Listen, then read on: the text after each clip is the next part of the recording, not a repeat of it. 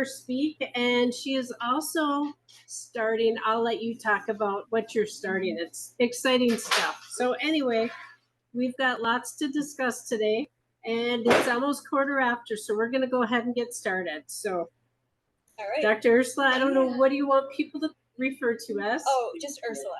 Okay, Yeah. Ursula it is. All right. All right. Welcome everybody on video, and welcome everybody in the room. I didn't catch your name over there. Jen. Oh, Jen. Welcome. I'm so glad you're here.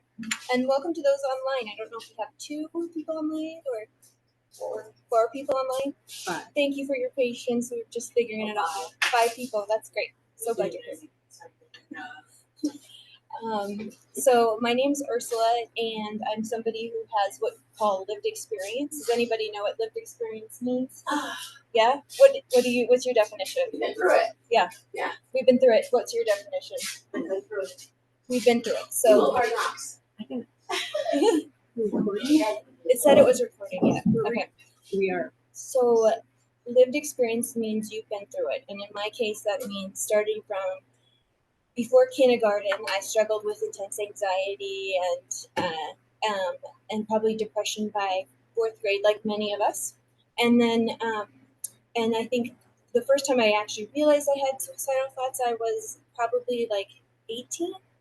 And I have lived my whole life on and off with suicidal thoughts. And I'm here to say, like, you can have those thoughts and you can still live and have a very meaningful life.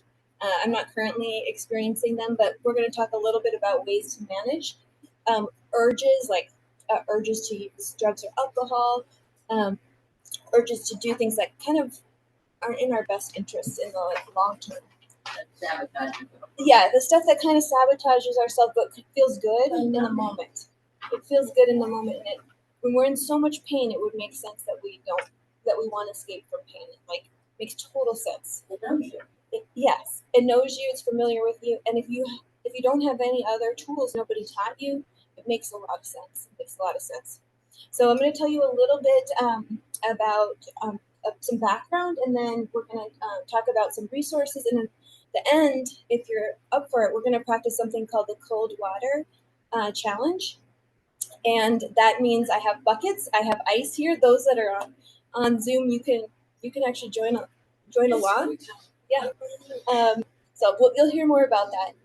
So I'm going to have to ask Diana to advance the slides. So I'll just say, next slide, please. Pull up the slide. Yeah, and I think you just hit the arrow to the right. Hopefully. There it is. We got to pull up a different. Okay. Oh, okay. Here we go. Okay, and we did get here plenty early, but we still, we will talk about suicide attempts in some detail, but I think it's from a hopeful perspective. And so anytime you need to get up, get a drink, step out for a little while, do whatever. Obviously, you're your best, you're your best expert. But it is to communicate useful information when we talk about it. Next, please. And this first ones will be kind of fast.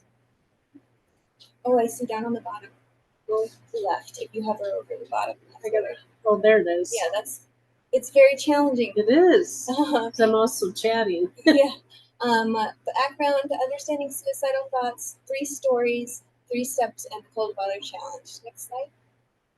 I'm going to show you the end at the beginning. So at the end, you're going to walk away with 3 steps for what to do when you're on fire emotionally. Does anybody know what on fire emotionally is? So it's when you're so intensely overwhelmed with emotion or urges that you're a 10 out of 10 in terms of stress. But not only are you a 10 out of 10, you're like a 14 out of 10. Like you're beyond what feels humanly possible. Yeah, when you're there. And that can be due to urges, that can be due to loss, that can be due to trauma, that can be due just to things building up over time. And so these are 3 steps that we can all follow to help get through those situations. The key is get through them without making the situation worse than that. We can get through a crisis without making it worse. But that's a big deal. So I don't know if any of you have noticed, but sometimes when we or people are really upset, we make decisions we would never otherwise make. and then things get messed up more, and it was already hard to begin with. So the stop is to stop making major decisions and wait to make a decision for 24 to 48 hours. The drop is to drop your temperature by putting your face in cold water and holding your breath for 30 seconds, and then come up, or up to 30 seconds. Many of us can't hold our breath for 30 seconds. But putting your face, holding your breath in cold water for 30 seconds, and lifting it up, breathing for 30 seconds, and then doing that again until you start to feel calmer. Sometimes it can take up to 8 minutes to start to feel calmer. And then this last one is rolling your eyes towards eye contact. Find someone and make eye contact, ask them to distract you. What if you don't have anyone who can distract you around? You can find other ways. The main goal here is to distract yourself. And tons of ways to do that, but even looking at a photo of someone that you love and you care about, and bringing your attention to their memory and how much you care about them can be distracting.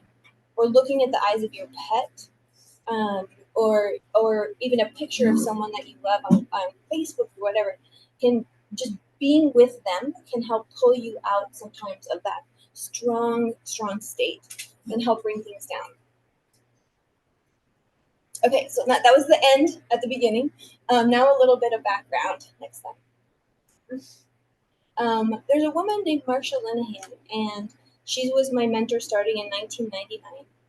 She created a psychotherapy called dialectical behavior therapy. I know, Jen, you're familiar with that as you were. And she herself was somebody who had lived experience, and we'll talk about that in a moment. So next slide. Okay, oops, let me just send this message quick. Oh, yeah, no problem. Okay. That's okay. We like the party tunes. This is me as a graduate student in 2006 in her research lab, the Behavioral Research and Therapy Clinics. Next slide. And this is me with her on her birthday. Her name's Marsha Linehan, a couple years ago. And then next slide. And she was one of the first psychologists, besides, I'm blanking on her name, but was one of the first to talk openly about having had suicidal thoughts. She was institutionalized as a young person against her will for over 2 years. Yes. Sorry, people are not seeing the slides. Oh, okay. Online. Do you want me to show you how to see? Yeah. Okay. Because okay. Oh, jeez. And then we can send them the slides too. So. Yeah, we're using a different format than what we have.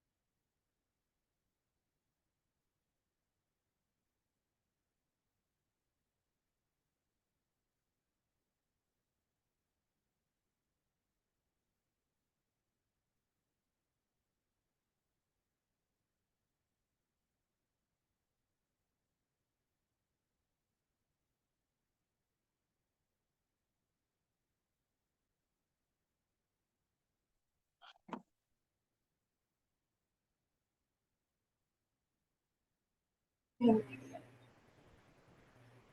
Let's try it again and see if this works. There, it should work. Okay. Can you guys hear now?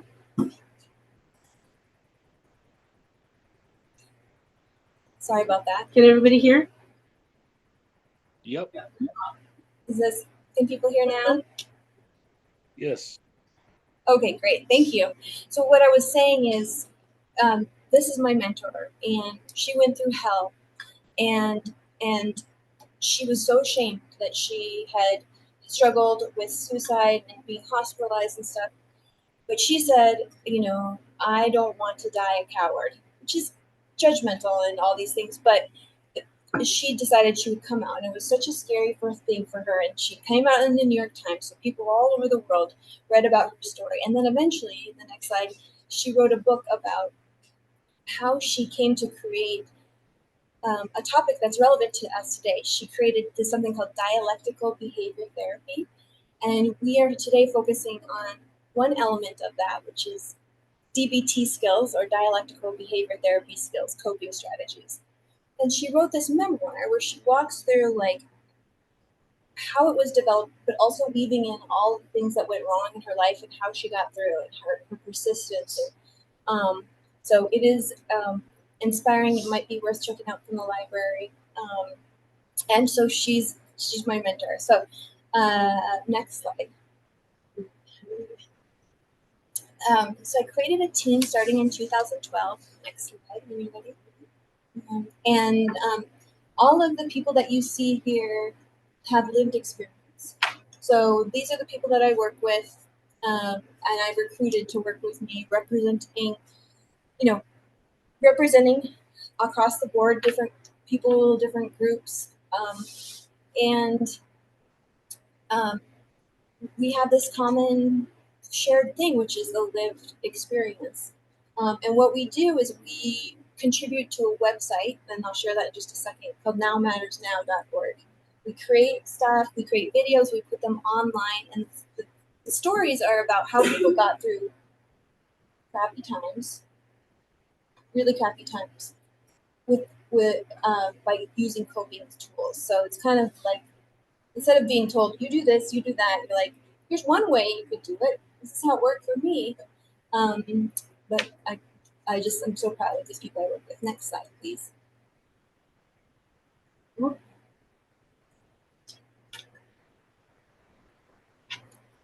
And the team created the website Now Matters Now in 2014. Next slide. And this is what the homepage looks like. No matter what kind of emotional hell you're in right now, there's a way through. And living in a nightmare, overwhelmed, barely surviving. We've been there too. So this is my team of people with lived experience. Whether it's suicidal thoughts, addiction, depression, anxiety, chronic pain, grief, or whatever, you've got choices here. We're a nonprofit community. Everything here is free. And the main two choices on this website are to learn skills or join a meeting. Next slide, please. So that's a little background. We'll come back to Now Matters Now more later. So let's talk about understanding suicidal thoughts, because they are not because we're weak. They're not because we're bad. They're not because we have some innate messed upness. They make sense in context. And I'm going to talk a little bit about how that's true. Next slide, please. One way people think about suicidal thoughts, and this isn't true for everybody, but they are a way of escaping in the same way that for some, using substances might be, or for some, using sex might be, or for some, exercising might be. People have all sorts of coping strategies, some that work better in the long term than others, and some that don't work as well. But we're going to talk about how suicidal thoughts as an escape can help us understand this phenomenon. Next slide. So what we've got here is something called a stress model. And let's just say the green, or the bottom line, is you on a good week, meaning your stress level for you is pretty low. And when something happens, like you stub your toe, your stress goes up a little bit, stays there for a little while, and then comes back down. But then let's go up to the gray. Now this is you or I or me on a bad week, right? Your stress level is already running high because for many good reasons. Because it's about food, because it's about housing, because it's about family relationships, because it's about not being seen. And your stress level is already high. And then you stub your toe. And if you're like me, if you're already stressed out, you get really freaking pissed off and yell, and then you want to kick something else, and then you bruised your hand or whatever like that. This is all to say that when our stress level runs hotter, then we're more likely to get stressed more quickly, to stay there for longer, and then to take longer to come down. You can also naturally have a higher stress level due to racism that exists implicitly in our society. And no one can tell from the outside that you're experiencing that higher level of stress.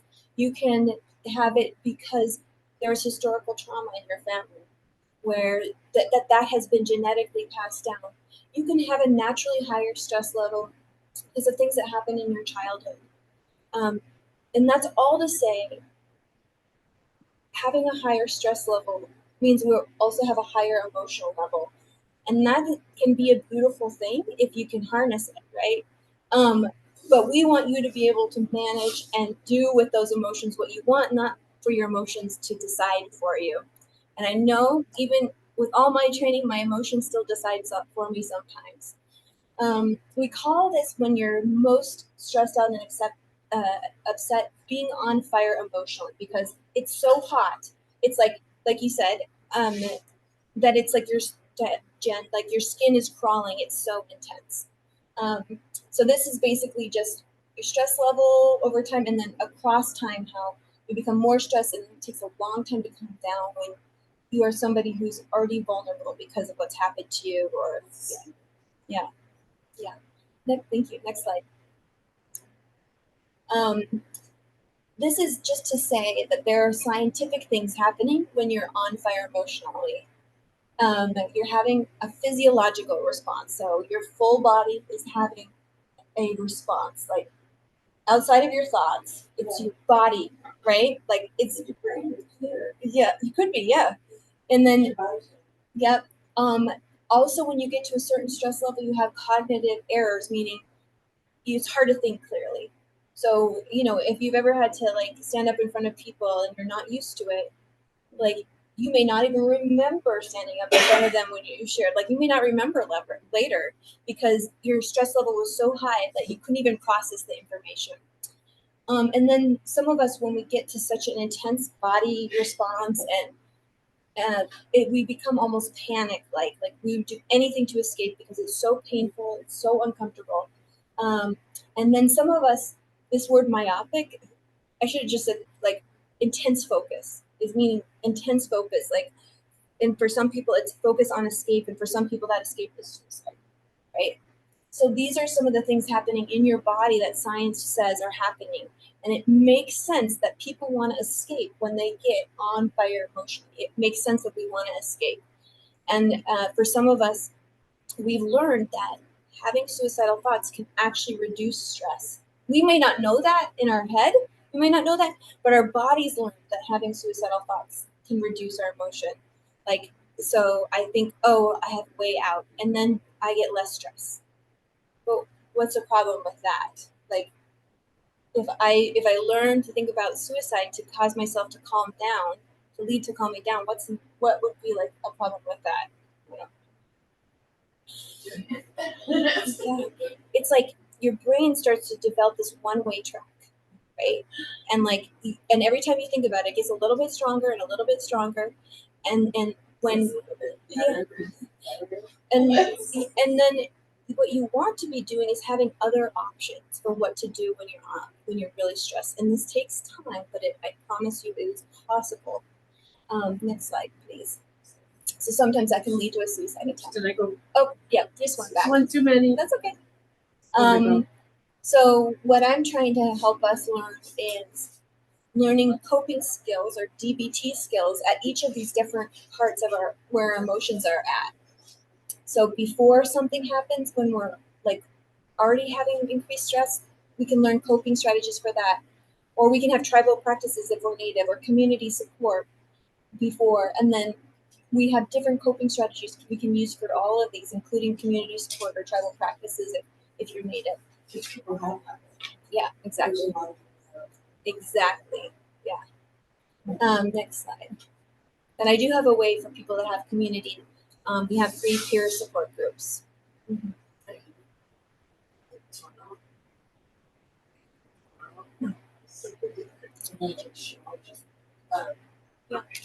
Sorry. That's okay. So I'm going to tell you 3 stories. Sure. Three stories. Next slide, please. Oh. And There we I go. know how frustrating that is. I've been in that spot. It is really frustrating. So 3 stories that help bring this home. Stop, drop, and roll I mentioned at the beginning. So I had all this training with Marsha Linehan, the developer of dialectical behavior therapy. But it wasn't until I had been through a relationship breakup and I was working 60 hours a week at a hospital where people had so few resources and I was desperately trying to help. And I felt hopeless, and I didn't want to be with the person I was with, like romantically, and I had substances, and then I had this thought, like, I don't care whether I live or die. And I had training enough to know, go, whoa, wait, what was that? What was that? But I have goosebumps right now because in that moment I realized this is what happens to people's brains.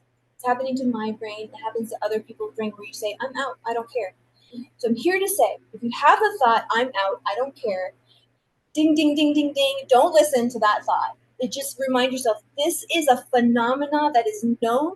It's called being on fire emotionally. It will pass. It will pass. It will pass. It will pass. And so I knew enough to go, wow, all right. I'm so glad I've had this experience so I can explain it. And I better go to sleep right now. So I just went to bed. I was exhausted enough that I could go to sleep. But an alternative is using cold water to just shut down your emotional system. Shut it down. I was like, I don't feel afraid, whether I do or not. And I'm like, uh-oh, this is not good. Go to bed. So I please, if you ever have the thought, I don't care, don't listen to that thought. I mean, it's a tricky thought and it's not worth it. It can cause a lot of trouble. Wait 24 hours, 48 hours, and then, reassess and talk to someone else and do the things you need to do.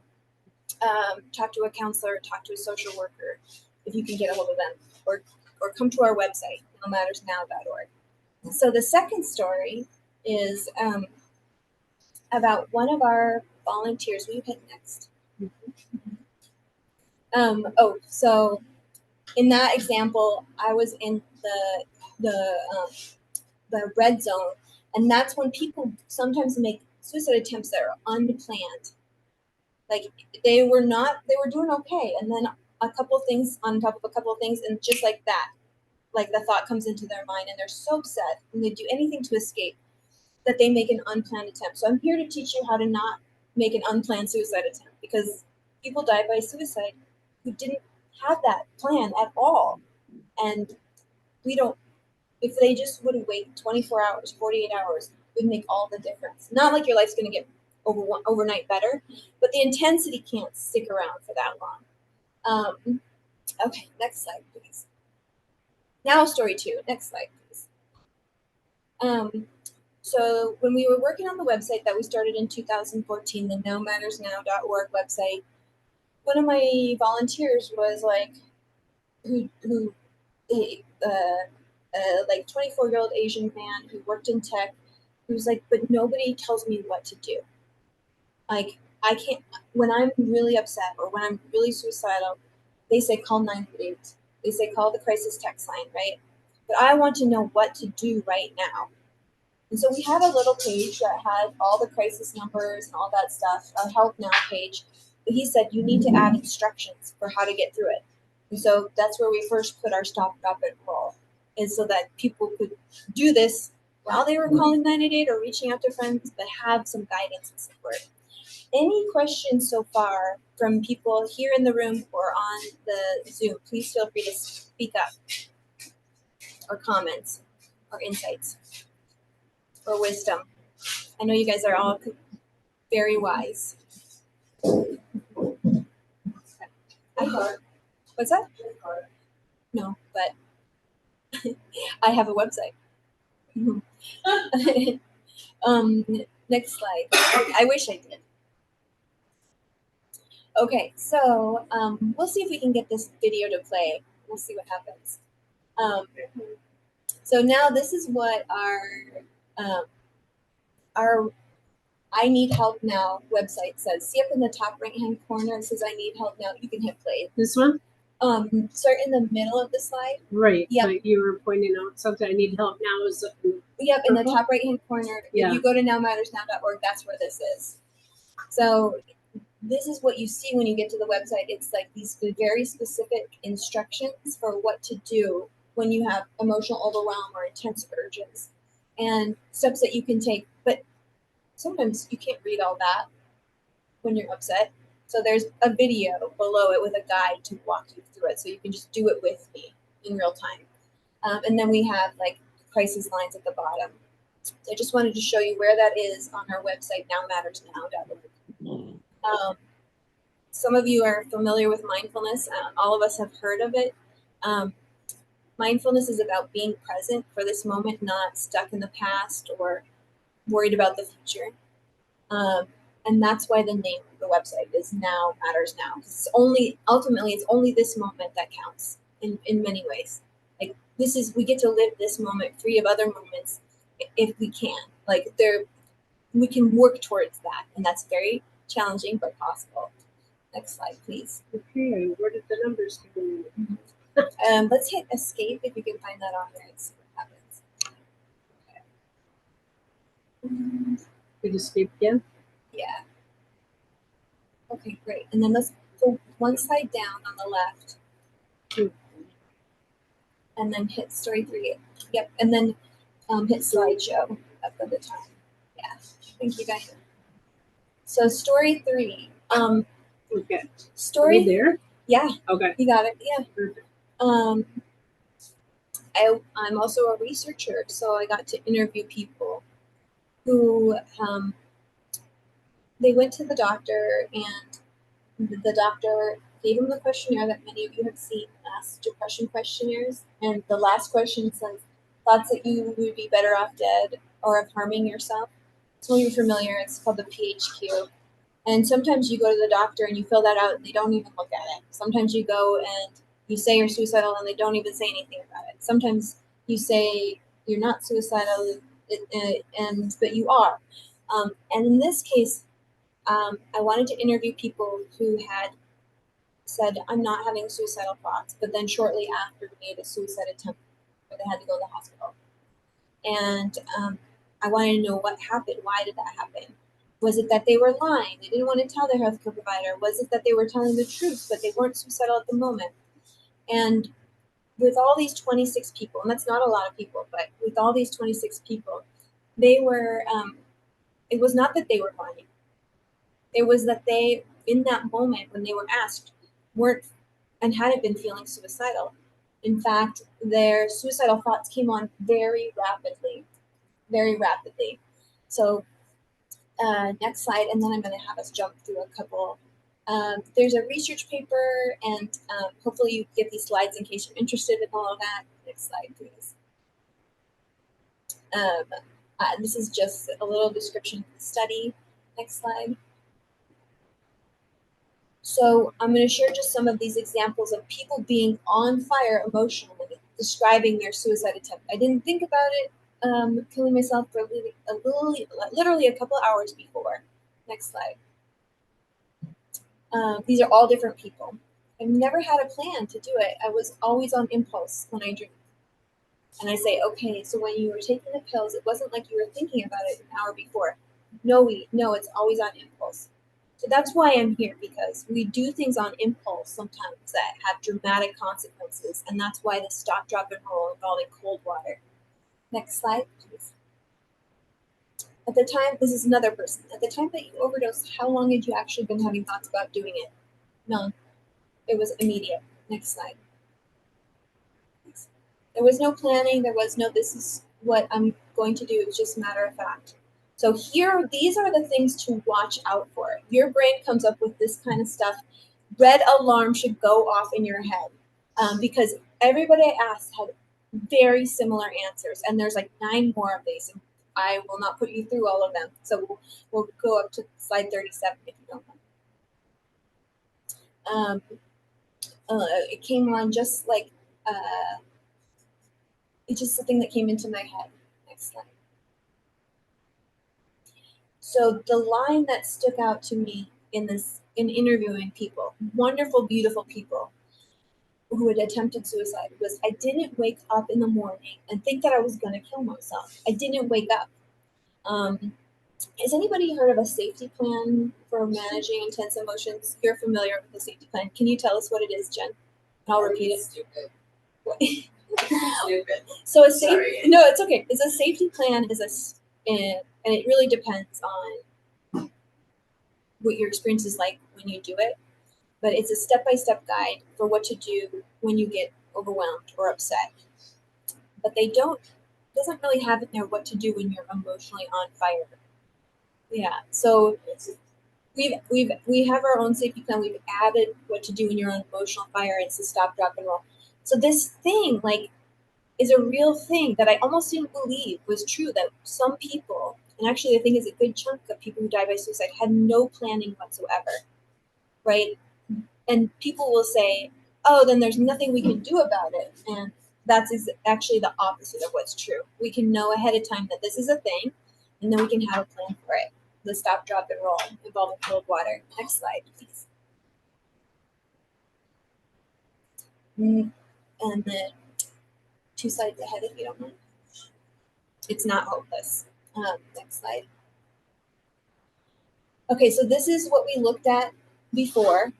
You know, it could be you at one time when things were less stressful, the green in the bottom across your day, and you another week that was a much more stressful week across the day. Or it could be 2 different people comparing how, one person tends to have less stress and another person has much higher stress.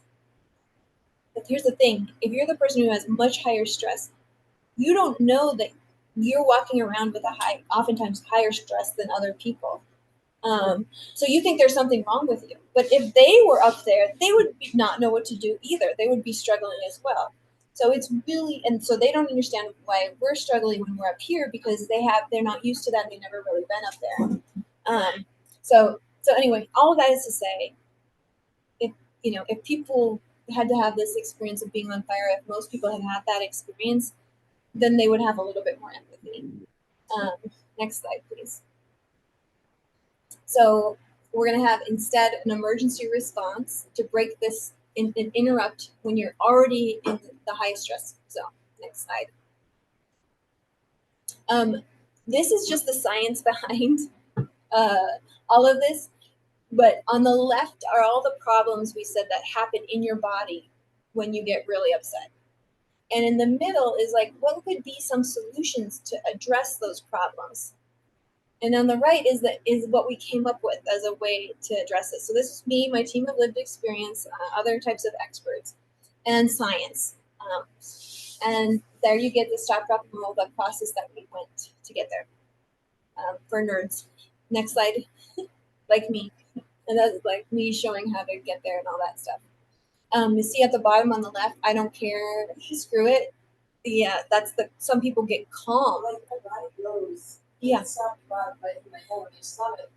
Yeah. So some people get so hot that they flip it over into calm. Like they say, I don't care, and that state you want to be really careful as well. It's a good time to go to sleep and not use any medications to sleep either to rest. Okay, next slide, please. Oh, look at that little dance. It's going to do all the steps for you. Okay, next slide. You're probably still doing it. I guess. So there we are. So now we're back at the beginning. You guys are amazing for sticking with this and paying attention. I am curious, what are people doing already when they get on fire emotionally that's like a healthy coping mechanism? Does anybody have anything that they use? Like their faith? Yeah. Cold water does help. I don't break my head. The sprayer thing, make my head really cool. Yeah. It makes me feel good. So Melissa has used cold water. Yeah. To deal with intense stress. Okay, good. We're gonna talk about that. Any My face is my your head and your face, yeah. Or just your head. Yes. Just your head. Okay. What were you gonna say? Meditation. Damien's saying that the meditation helps for him. Can you describe how you do it in just a sentence or two, and then I'll relate. Oh, he said medication. Oh, medication. Also, Meditation. medication and meditation for some people. What else? Oh my gosh, actually, it does. Singing helps. So there's this nerve you're going to hear about in a moment called the vagus nerve. If you've ever heard of it, it's the largest nerve in your body, and it comes to your brain. It goes into all your organs, and then your organs talk to your brain through this nerve, and your brain talks to your organs through this, and they say, your brain says, I'm scared, and then your organs get all messed up, and then your organs say, I'm scared, and then your brain gets all messed up. But you can have control over this nerve by changing the way you're breathing and by using cold. So we'll talk more about that. Next slide, please. Okay. So computer. What's that? Do you want me to go get the water? Oh, I got it all right here. Yeah, thank you. I'm gonna do it. I don't mind looking through feet. Okay, so when your phone's not working, you're like, what the heck is going on with my phone? And then you throw it on the floor, you throw it whatever. And then you remember, oh yeah, like if I restart it, it usually works again. And our bodies are the same way when we're on fire emotionally, when we're at a 10 out of 10 mark in terms of intensity, or 14 out of 10 in terms of intensity. It's like we are malfunctioning. We are like that phone that is not working. And we need something to calm us down quickly. And by applying cold, it is a reset, a physiological reset to what's happening in your body, all the things going, like your thoughts not making sense, and the sinking feeling in your stomach and your heart beating really fast. And it's a way to just shut it down and restart it. Yeah, it can be, yeah. But I want to cue in on one thing. A lot of people make the water too cold. So I'm just going to give you that awareness that cold water from your sink will work just fine. Turn it to your cold. Yeah. So there's the polar plunge coming up very soon. I saw it. It's probably on the community updates on HPAT, having public access television.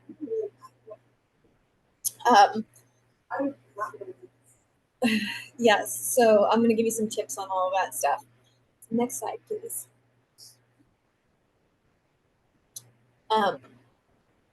The vagus nerve. That's what I was mentioning earlier. They call it our 10th cranial nerve, and it's related to resting and digesting. It's like, actually, next slide, please. And that nerve is totally related to our well-being. I said, your stomach tells your brain, I'm upset. And then your brain tells your heart, I'm upset. They're communicating all back and forth all the time. Okay, next slide. Let's see. There it is. Okay, isn't that cool? It's so cool. Yeah, yeah. So yes, it runs to all your major organs, right? So this is coming. So there are points right here that it can access. It comes down your throat. You see how it goes into your lungs and your heart, into your stomach, into your liver, into your kidneys, into your spleen, into your colon. So when you get a fight, don't push the face. Jen says when you get in a fight, yes, this nerve is activated, and you can deactivate it by using cold or sleep or singing, because singing is especially kind of hum singing. That can actually affect this nerve as well. So we're all becoming personal scientists on ourselves that like, hey, I have this nerve, how do I take care of it? That's a really, ooh, you're a genius. I love that. That would make a lot of sense. Yeah. Cool. Money. Yeah. If you're pissed off, you get a lot of money. Every day, Yeah, there's that too. And we forgot to mention, if you're in the red zone and somebody gives you a lot of money, that helps too. It really does. But I've never had it happen. I wish. But we should remind, the people like, hey, if you gave us money, we'd probably feel better. All right. Any thoughts on folks on the online in the chat you want to share or just speak up? Anybody online, please unmute if you want to ask questions or give input, feedback. Anybody heard of the vagus nerve before? Those of you that had medical training, probably have heard of this. Have you had medical training? Have you heard of it before? How have you heard about it?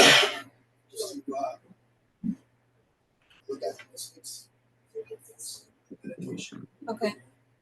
It's Jesse? Okay, so you said you learned it through meditation. What was the first word? Holistics? Holistic, so paying attention to your whole body? Is that what you mean? Holistic health? Spiritual health, so mind and body, spirituality as well. Okay, is where people have learned about this nerve. So it's all over the place. It's really interesting. What's that? Yeah, Jen says frequencies. So there's this thing called vagal tone. And when you're regulated, you have good vagal tone. And that's kind of what we're aiming for with cold water money, sleep, singing, dancing, maybe even. Yeah. Massage, probably. Yep, probably. I would take a good guess, Melissa. Massage. Yeah. Higher vibrations. Higher vibrations. Yeah. Tune in. The next slide, please. So this is just a summary of what we've been talking about. I want to just give us another chance to let this soak in that ice and cold water can help us disrupt hot emotions, cravings, and other impulses. You don't have to have ice. And what it does is induce this fancy thing called the mammalian dive reflex, which sets off rest and digest and reduces our physiological and emotional arousal quickly. All that is to say, remember when you were young and you ran and you jumped off a dock into like cold water in the lake too early? Never happened. Or you turn the water on too cold, in the shower. You have, what is the response you have? It's like, that is that's the mammalian dive reflex that mammals have, and it's like a protective mechanism to help prevent us from dying in cold water. So what happens? Yeah, just walking in, Debbie's saying, into the cold water, and you can get the same effect. I've done, when I've been really upset, I've done before where I'll fill the tub with cold water, not icy water, and then I'll get in it and I'll take my pulse I'll set a timer for 10 seconds, take my pulse. Okay, it's 140, I have 14 beats for 10 seconds. That means I have 140 pulse. It doesn't matter what timing you use. And then I apply the cold water and it gets down to 80, from 140 to 80, very quickly. And so we want to take advantage of this tool that our body created to keep us alive. Again, so our body's essentially like slowing way down to conserve our energy and keep us safe when we're submerged in cold water. My sons,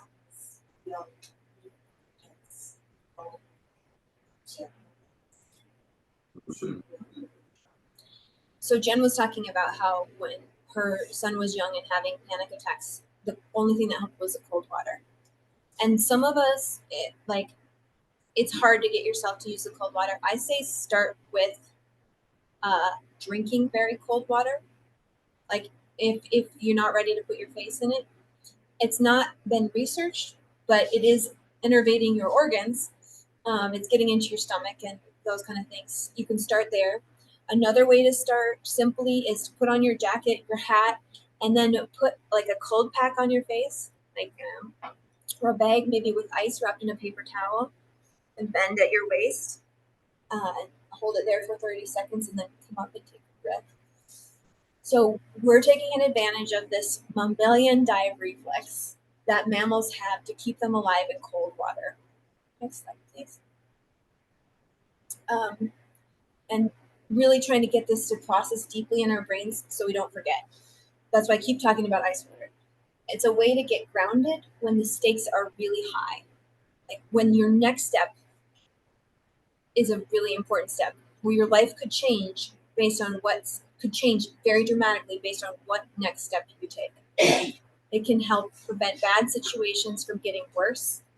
And you can tell if it's working if your heart rate comes down. The other thing is it can be useful distraction when your brain is kind of just going like haywire. It can also be it's cold and it can be a good distraction. Heart rate comes down. So if you have a phone, you can set a timer for 10 seconds or 60 seconds and you can take your pulse. And then you can put your face in cold water for up to 30 seconds, bending at the waist, holding your breath, and then breathe deeply for 30 seconds. And then do it again for up to 30 seconds. And then take your pulse again and see if it's any different. And then you'll know it's working if your pulse starts to come down. For me, I'm different. It takes a long time for my pulse to come down, whereas other times it will come down rapidly. So it just depends on what's going on. Next slide, please. So the dive reflex, what happens there is our heart rate slows down to below what our average or our resting heart rate is. And when it's immersed in cold water without oxygen. This is because the cold water activates the parasympathetic nervous system, relaxing us. Basically, being cold and holding your breath can make a difference. When we are upset, our fight or flight is overactive and our rest and digest is underactive. I always get those things confused. So if you're like, what, don't worry about it. The parasympathetic and the sympathetic, but basically it can help your flight or flight kind of start going the opposite way and have your relaxation come up and kind of go like this. Next slide, please. So here's some ways that you can do it. Most powerful is to drop, not drip, drop your face in a bowl of cold water to your ears for 30 seconds, wait, and breathe for 30 seconds out of water. So these are bins I got at the hospital, but I just use my sink at home. I fill my sink up, or I get a big pot and do it. But what I mean is that you sit down if this is your first time doing it. When you have the cold water and they're just even cold water from your sink, then you take a deep breath and hold your breath while you put this part of your face under the water. So it looks like this. And then I'm counting down in my head. I try to do it for 30 seconds, but that's a long time. So aim starting for 10 seconds and see if you could do it for 20 seconds. Okay, so you got it. Yeah, so Deborah's got it. You can put your face in a snowbank, like it's very accessible, and we have people who do this. Don't leave it there too long, right? Don't leave it there longer than 30 seconds, but that is one thing that you could do.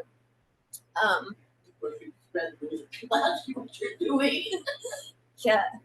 People might ask what you're doing, but who cares, right? Like you're surviving, getting through a hard time without making the situation worse. So you hold your breath, you bend at the waist, and you repeat doing this as many times as you need to bring your emotion down, up to 10 times. So 30 seconds in, 30 seconds out, or maybe it's 10 seconds in, 30 seconds out. And when you're just another tip, when you're breathing between putting your face in cold water, make your exhale a little bit longer.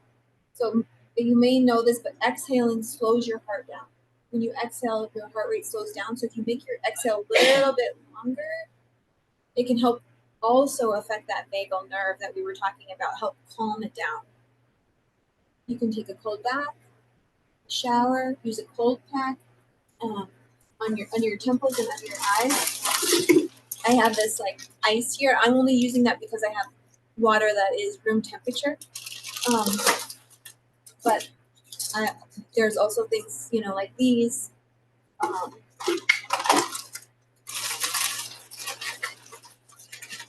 Like these, I brought 3 to give away that you can use like this. Do the same thing though. You hold your breath and bend at the waist and do that for 10, 20, up to 30 seconds like this.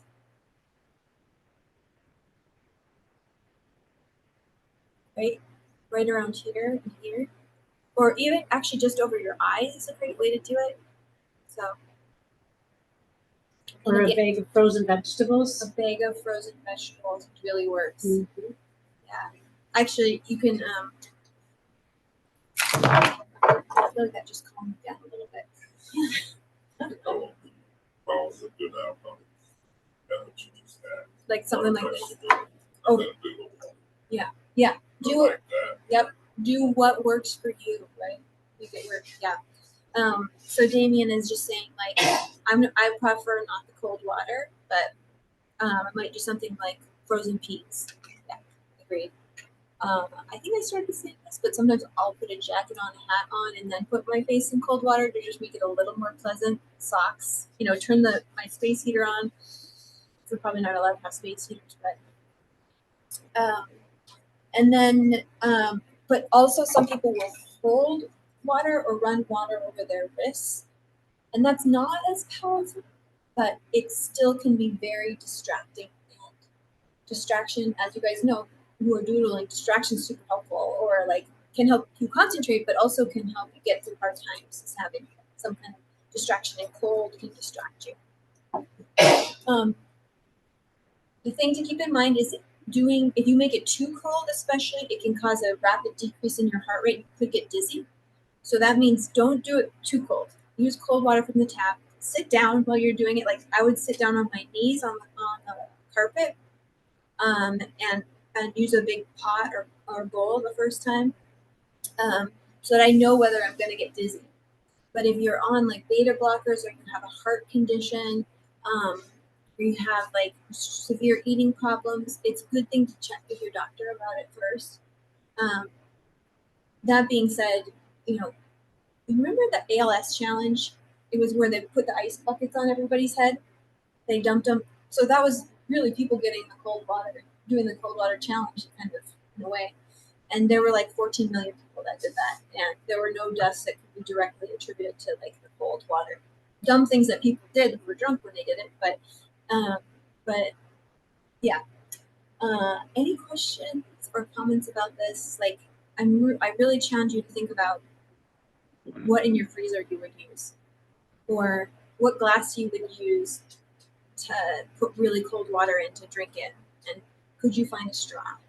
So I'll just let folks think for 1 second and see if you're willing to share something. Like you the brain freeze, it's too cold. Yeah. Yes. That's why a straw. Visualize what you would use, because if you could see it in your mind's eye, better chance that that's what you would go for when you're in need of it. Yes. So visualize that right now what you might use. Even if you don't think you're going to try this, just visualize anyway what you might use. Because the other thing is, you want to be able to teach this to somebody. You have a friend, a loved one, a neighbor that you don't know very well, but who comes over is in a panic. You want to be able to say, hey, I'm going to help you get through this. I'm going to do this with you. And you want to be able to do it with them. So maybe you're young, like a sibling or a niece. Yeah. Use pressure plates. Again, like clothes. Yes. Yes. So Melissa's talking about using pressure points and how like those can help calm you down, right? Yeah. And you can look up online where pressure points are, and I feel like they're all over my face sometimes. But like can help you relax. So you'll use it on yourself. Yeah. Has anyone helped anyone else through a crisis before?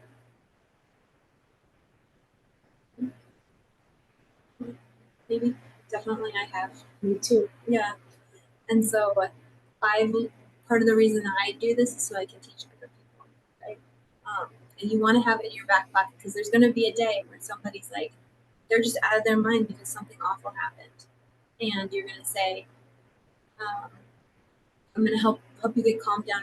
I'm going to show you how to do it, or just do it with me. You're going to go get the stuff, and you're going to speak really gentle and say, now we're going to put our face in cold water for up to 10 seconds. And you're going to say 1, 2, 3, and you're just going to do it with them. Like just gently directing them, not too bossy, but giving them the stuff that they would need to do it and doing it together. Exercise, And then exercise, intense exercise. What's that? stretching. And stretching are Melissa's got all sorts of good ideas to help calm you down. The cold water is the fastest way to calm down that I know of. Besides like an injection of a medication into your shoulder. Even the medications you take by mouth, they take a while to take effect. But the cold water is almost instantaneous that it can calm you down. I have a suicide on Yeah, sometimes people want to stay away from medication when they're suicidal. That's why that might be wise. It might be something to talk to your provider about. So who thought of what they're going to use? So I know, Damien, you're going to use like frozen peas or corn. Yeah, because If you were going to try it out. Melissa, what would you try? Soaking my head. Melissa said, I'm going to soak my head because she already does that. She gets in the shower and turns the cold water on. I just dip my head in the tub and sprayer. Um, going hot and cold is good for migraine. You go real hot in the shower. oh, I didn't know good that. for migraine. Yeah, so Debbie's saying that when you have a migraine, she's found it helpful to put cold water and then hot water on The your hot head. water first. Oh, the hot water first and then the cold water. I love that we're sharing ideas. Jesse, what would you do? Head in the sink? Okay. You go, And Debbie says peas. I go if I have to eat for my leg or something. The wrap up. Lay on there. It really works. Yeah, and it's Mhm. flexible. Diana, what might you use? I would use a cold pack, a flexible cold pack that I have at home. Yeah, the gel packs are really nice. Those that are on the video, can I ask anyone's name?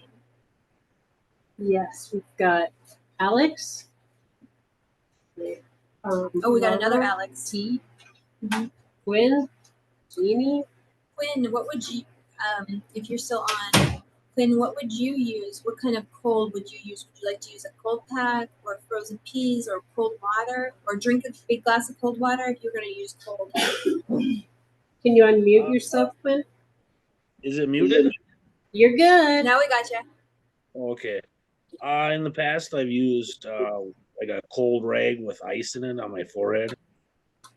Nice. That's Quinn, helps. where did you learn how to do that? I don't know really. I've been doing it for many years though. So will you do it when you're feeling stressed? Yep. Wow, that's so cool. Would you ever consider teaching someone else that? I never thought about it, I guess. Yeah. Yeah, it's kind of powerful to have a tool that's so powerful, to Yeah. teach people things. Any other thoughts that you had, Quinn? Oh, About- no, that's it. Okay. Thanks for participating. Alex said she would use cold water. Got it. So in your sink, you could just even splash for 30 seconds and have cold water running. Like that's one way. In the bathroom, if you're at work, like you might get away and it might mess up your makeup, but who cares? If it will calm down and not make it. And running water, Jesse said, is white noise too. So also kind of a distraction and pushing other things out. Jeannie, how about you? Pretty much cold rag. Okay. Sorry, I missed it. Cold rag. Cold rag, you like that idea? Okay, cool. Jeannie, have you tried it yet? Yes. Okay. How did you come up with that? I'm a mom. You're creative, right? Yeah. Comes with the territory. Have you used it with your kids? Yes. Do you mind telling us like a little example of that, like when and why you might have used it? If my kiddos are having a bad day at school or if they're fighting amongst themselves, just toss them a cold rag and tell them to calm down. Oh, And then do they put it on their face, like whole face, or just this area? Or it kind of varied. okay. Thank you so much for sharing that. That's really exciting. Do you use it when you're stressed? Yes. Okay, great. I'm gonna try the cold rag. I think my mom used to do that, and I forgot about it. And now it's like I'm having a flashback. Nice. How about you, T? Say it again. How about you? What would you choose? If you were gonna choose something cold, like a drink of cold water or cold rag, go ahead. Congratulations to you. I wouldn't choose cold. I mean, I get, I'm reading all that, but yeah, cold is. If somebody else was desperate, would you be willing to help them? Or might you consider that as a possibility? Okay. Sure. So maybe like out of the sink or something, huh? And of course, I want a letter from my dad, so I hope I get it. I guess a cold rag. Yeah, there you go. Okay, I like it. Thank you so much. Any other questions or thoughts that you had? No. Thanks for being here. Mm-hmm. Alana, how about you?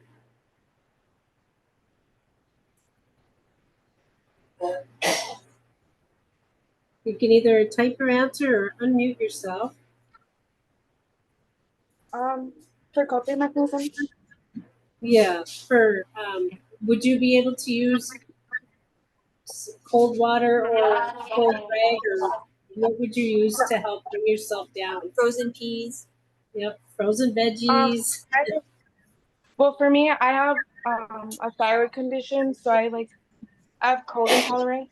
So I usually go for like hotter things, and like I'll sit in front of like a space heater, or I'll like I have like this blanket that heats up and everything. So I prefer to go with the heat, even if, because I know there's like medicinal purposes for the cold, but the cold just like makes me even more upset.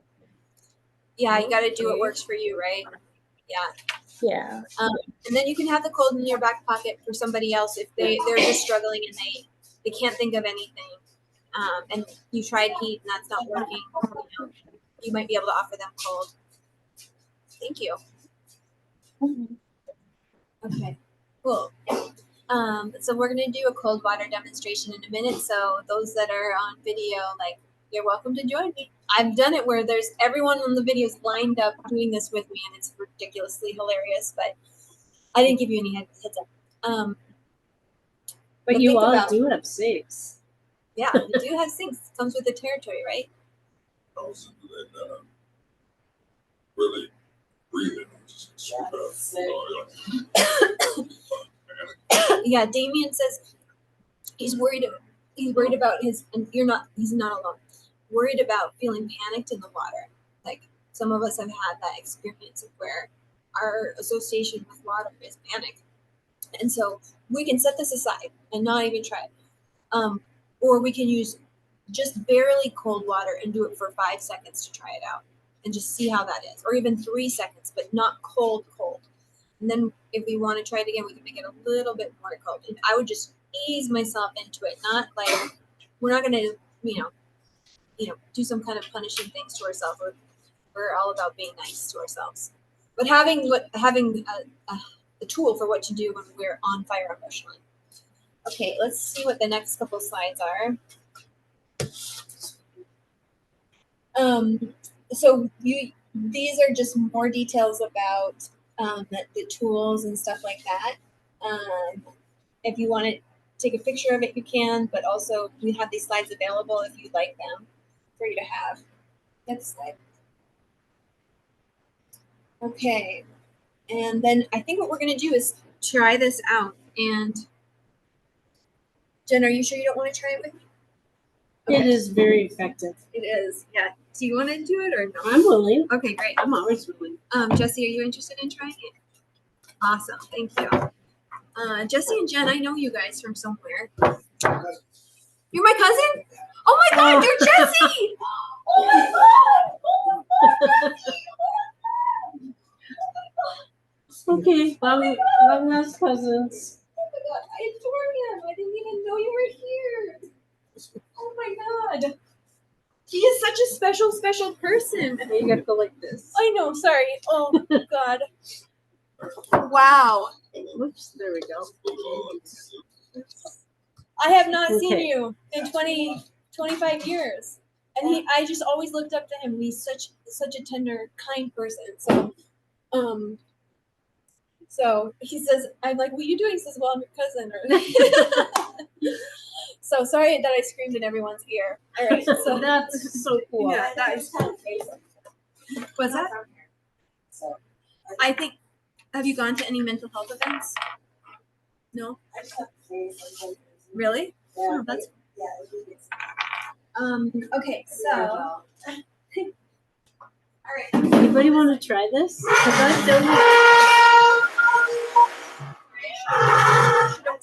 There, that wakes everybody up. Yeah. I was a lifeguard. I know how to save you. I thought you So looked funny. familiar. Okay. Melissa, you want to try it? It's very, it's awesome. No, I don't want You sure? What? the baby voice. I'm excited to making my future word. I did not have a great Yeah. Yeah. Like, oh wait, that's great. So I'm gonna thanks for bearing with us. So if you're at home, go grab some peas or grab a bowl, big bowl or bucket. Does anyone want to try this? Yes.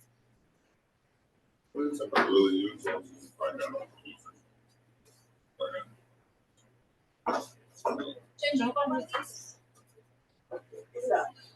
Yeah, same one. Yep. Yeah. It's kind of like that, it does deserve maybe a little cover, but okay. So you want to pour up to the third line right here.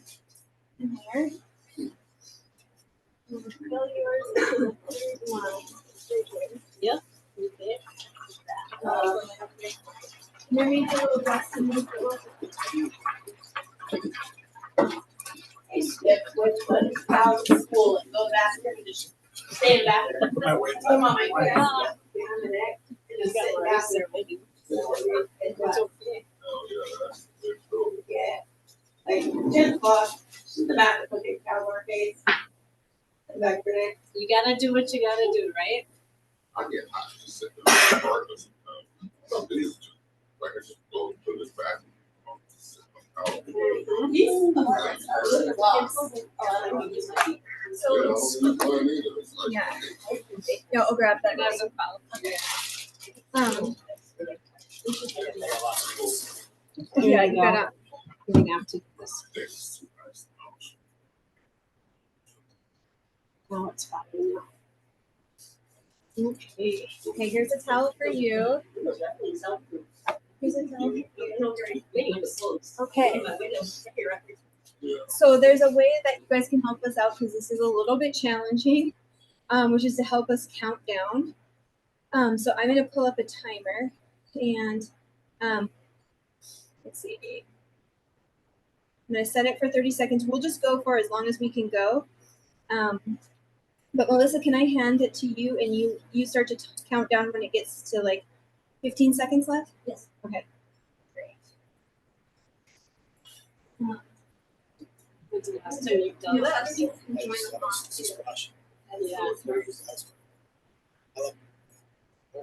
Mhm.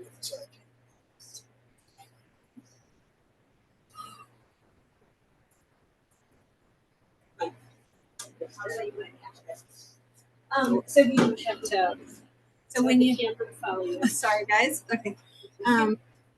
Okay, when you're getting ready to do this, a lot of times what happens is your kind of breath is off when you go in. and it's okay to just pop your head back up and like, you know, get to the point where it feels more comfortable. But usually what I'll do is I'll count down from 3 and I'll take a deep breath when I get to 1 and then I'll put my face in. And no drinking it. And do either of you have like medical conditions where you should be sitting down, or you see how cold it is? It's a little bit cold. It might be worth putting a chair behind you or sitting on a chair too. Okay. All right. So.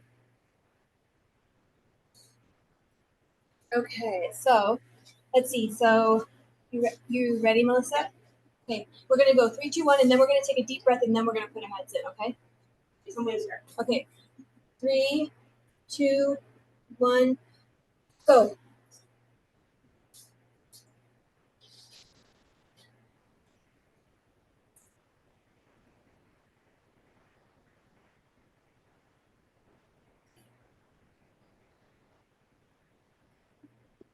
A few seconds.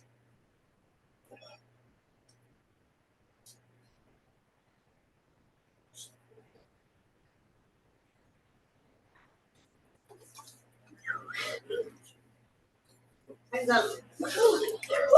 Oh, that was close. Oh yeah, then it goes down my shirt. Okay, so what I would do differently this time is I'll have you count down 15, 14, 13. Then I'll feel like I'm not alone in this, and that will help me. Yeah. Mhm. And maybe start from 20 if you don't mind. Go 20, 19, and anyone can join in because Yeah, help us Yeah. do Yeah. a countdown. Yeah, exactly. What would you do differently the next time? Give myself a breathing moment and then go back in. So, yep. So taking a moment before you go in to take a full breath and then putting your face in it. Diana, is there anything you would do differently? No. Okay. You know what I would do differently too is I would take my pulse. So let's see if I had. Do you see a 10-second timer on there? Okay. Will you hit that and tell us when to go? Yes. Okay. Tell us when. Okay, we'll see if we can count it. Tell us when you hit start. Count. Go. Okay. Good. Cool. You start in your head. You and I'm sorry, I'm not being very clear. We can look at the red. We can look at the second hand and do Let's it. look at the second hand and we'll do it for 10 seconds when we get to the 6. We're gonna count our heart.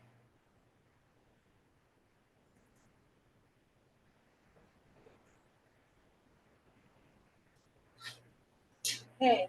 6. Yours is 100. Mine's 6. So 60. Yep. Whoa, yours is super low.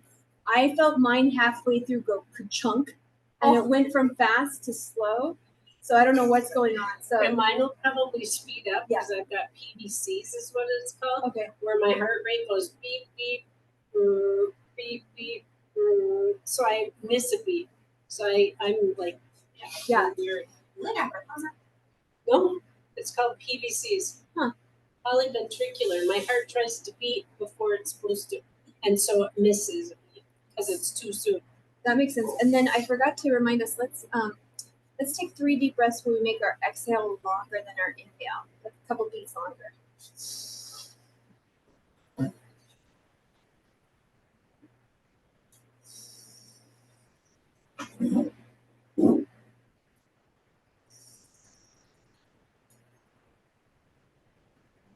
So when we exhale, our heart slows down, and we're just stretching out that exhale so it slows down even longer. You can pull up the 30-second one. Okay, I'll do the same thing where I'll count down and I'll say go to you to when you hit start. You guys ready? Yep. 3, 2, 1, go.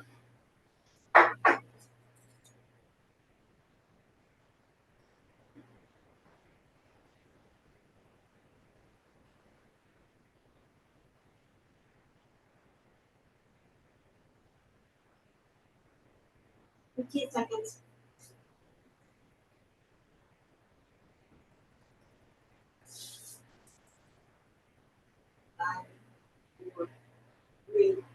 2, 1. Woo! Oh my gosh. It's getting colder, That's isn't cold. it?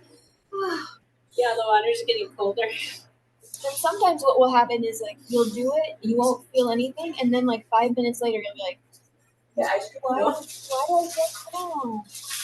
Why do I feel calm? That does feel good. Thank you so much. Yeah. What did you notice this time, Josie? Like, felt better, and they focus on the heartbeat. Too. A little less nervous? Yeah. When I hit about 15 seconds, my my idea of, oh, can I do this for much longer? I calmed. Okay. At 15 seconds, it's like all of a sudden this peacefulness came upon. Cool. Yeah. Yeah. And it's different for everybody. And like I said, you can come up after 10 seconds. Like usually people do the first time. Yeah. Not as much pressure. Not as much pressure. How did you get less pressure? It's not feel it's hard. Okay. So it's The second time is a little bit calmer. Is that what you mean? Okay. So the second time was the heart rate was a little bit calmer. So More water, water assessment. yeah, Damien's talking about cold. What if neutral water or warm water would work?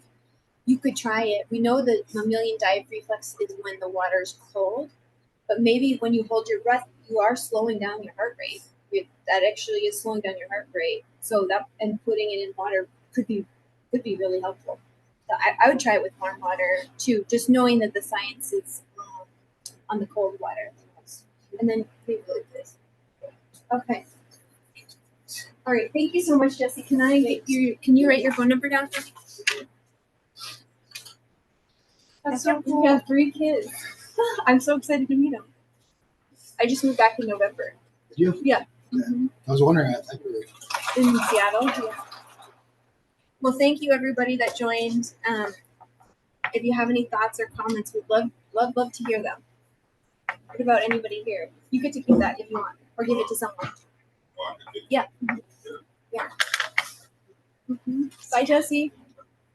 Oh, we got one new message. Let me see. I gotta get out. Virtual hug, Jesse. Virtual hug. Okay. T is laughing.